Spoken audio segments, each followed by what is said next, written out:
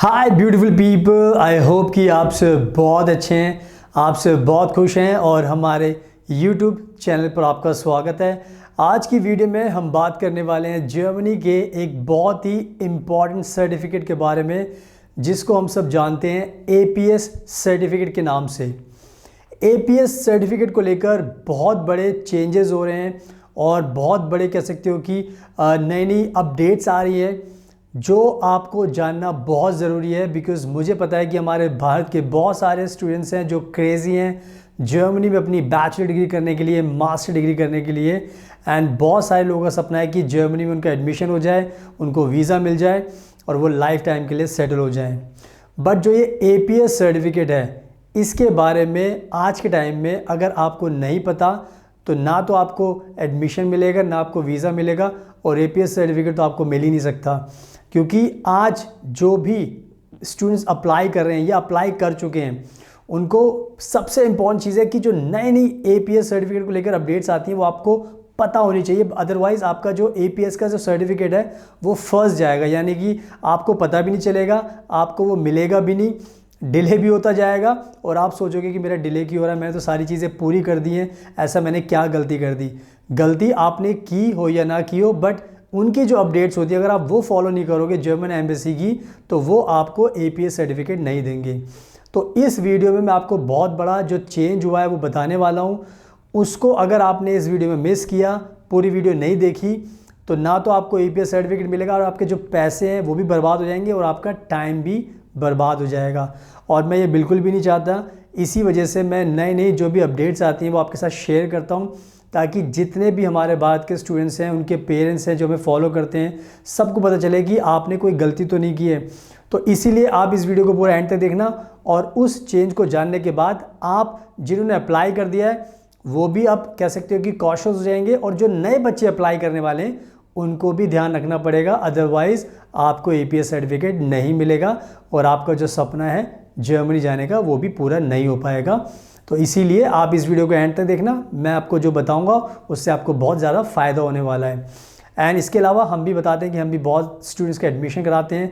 तो जर्मनी में अगर आपको एडमिशन चाहिए, फ्री एजुकेशन चाहिए आपको बैचलर डिग्री के लिए, मास्टर डिग्री के लिए, तो फ्री एजुकेशन आपको जर्मनी में दिला सकते हैं। अगर आपको स्टूडेंट वीज़ा चाहिए गारंटी के साथ, तो वो आपको दिला सकते हैं। आपको घर दिला सकते हैं, आपको स्कॉलरशिप दिला सकते हैं, आपको पार्ट टाइम जॉब के लिए हेल्प कर सकते हैं, आपको हर चीज़ में मदद कर सकते हैं अगर आप हमारे थ्रू अप्लाई करोगे।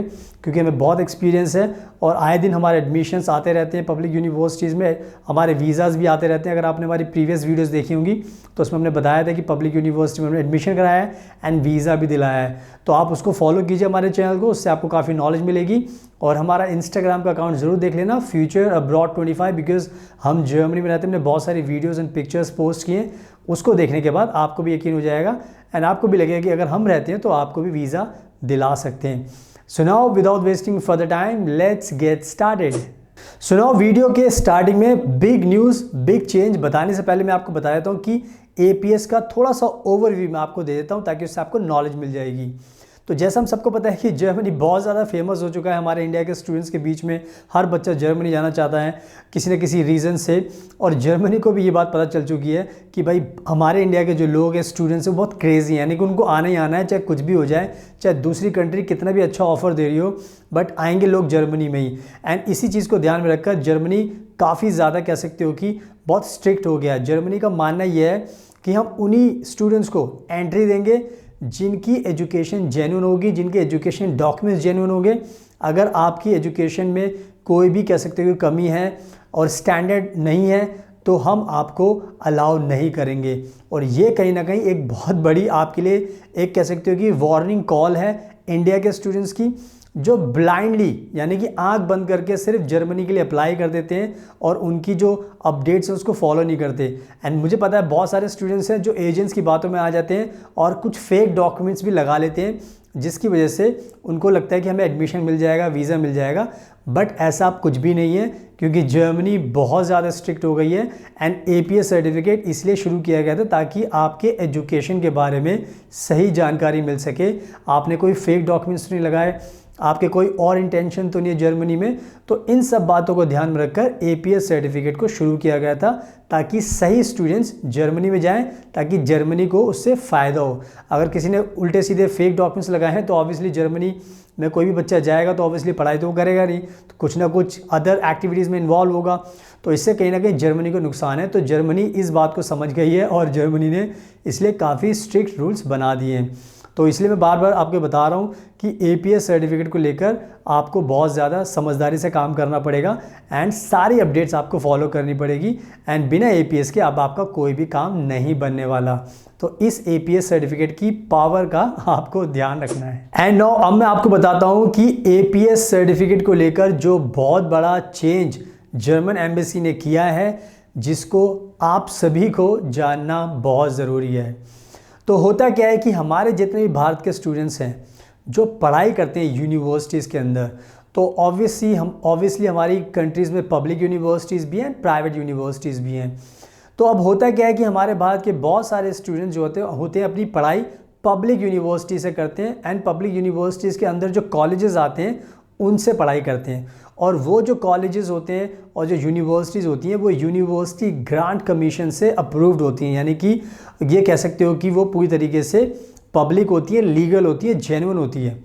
अब इसके साथ साथ बहुत सारे ऐसे स्टूडेंट्स हैं हमारे इंडिया के जो प्राइवेट यूनिवर्सिटीज़ में अपनी पढ़ाई करते हैं, क्योंकि बहुत बार क्या होता है कि जो इंडिया के अंदर पब्लिक कॉलेज हैं, पब्लिक यूनिवर्सिटीज़ हैं, हर कोई इसमें एडमिशन नहीं पा सकता, क्योंकि कहीं ना कहीं मेरिट बेस्ड पर उनका एडमिशन होता है। तो ऑब्वियसली बात है, जब बहुत सारे बच्चों का नहीं होगा पब्लिक में, कॉलेज में या यूनिवर्सिटी में, तो वो प्राइवेट में जाएंगे।